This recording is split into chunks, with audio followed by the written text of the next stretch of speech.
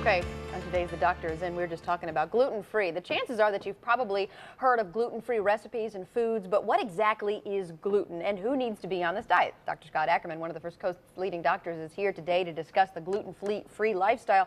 And this is something that was just on First Coast News last night. They were diving into restaurants, whether or not that they actually had gluten-free products and recipes on the menu. So let's just go back to the beginning. And what the heck is gluten?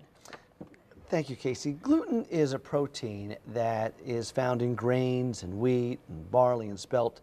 It's the major protein found in those grains. And we take that protein and we sometimes extract it out of those and we put it into other foods to act as a thickener. So here I brought some examples today of gluten-full and gluten-free foods. I thought I'd put the good healthy ones on your side. I mean, I've been eating the Chex Mix ever since you put it there, so great, thanks. So typical gluten-full foods or foods with high gluten are things like pasta, breads, of course. Believe it or not, soy sauce has a lot of wheat in it, and that wheat has gluten in it. And soups, a lot of soups have some thickening agents in them that are made from wheat products that are gluten.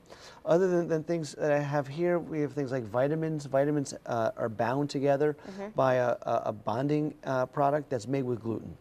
So there's other choices that one can make that are gluten-free, people that have gluten sensitivity, which we'll talk about in a second, because the glutens sometimes can be difficult for humans to digest and can cause problems for some people. So those people that have problems with gluten go on a gluten-free diet, and here's some examples. We have some rice crisps over here. These are some nice rice crackers over here.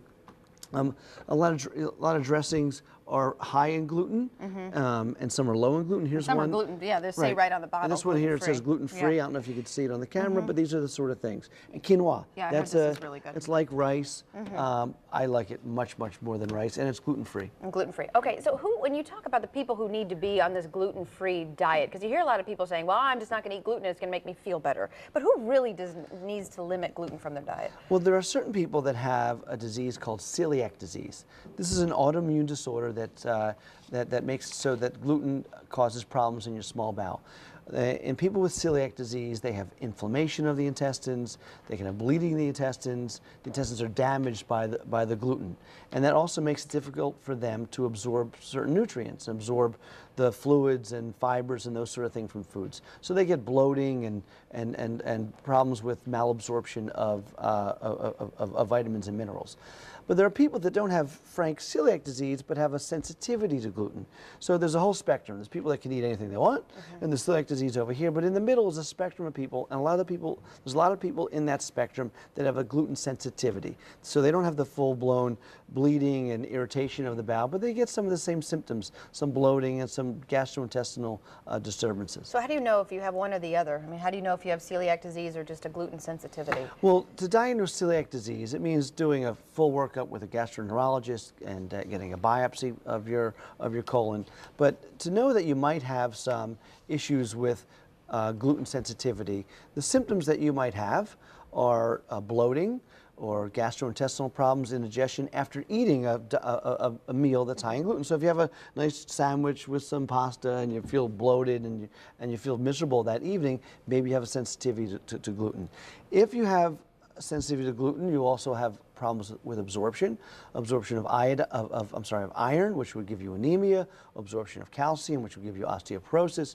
It can make you feel exhausted, make you feel depressed, give you kind of achy joints. So if you have any of these kind of symptoms, it may make you think that you have some sort of sensitivity, if not celiac disease. I've heard some people say, you know, I'm going to limit the gluten, I'm going to limit the wheat because it's going to be healthier for me, it's better for my body, better for my digestion. Is that true? I mean, well, in some people, it actually makes them feel better, it makes them feel healthier because they're not having the gastrointestinal problems.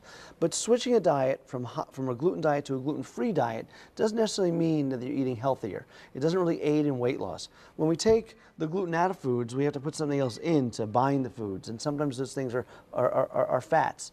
And the gluten adds a little bit of taste to it as well. So what do we add? We add sugar. So in gluten-free foods, they may be high in fats, they may be high in sugar, they may be high in calories, and they may be missing some important elements. So again, you want to look to eat healthy, maybe dial back your gluten a little bit.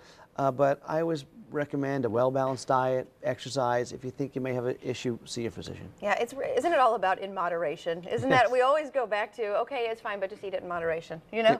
But and I know some people that have tried to just limit gluten entirely from their diet for a while to see whether or not it makes an impact. Do you recommend doing that? I mean, but again, you got to remember that it doesn't necessarily mean you're eating healthier. Well, for a short period of time, yeah, it can't hurt, and it may make you feel better, and then you'll know if you have some sort of gluten sensitivity. But I wouldn't go completely gluten-free. I would just maybe dial back the glutens a bit. Okay. All right. Well, thank you, Dr. Ackerman. Thank As you, always, Casey. we appreciate you being here.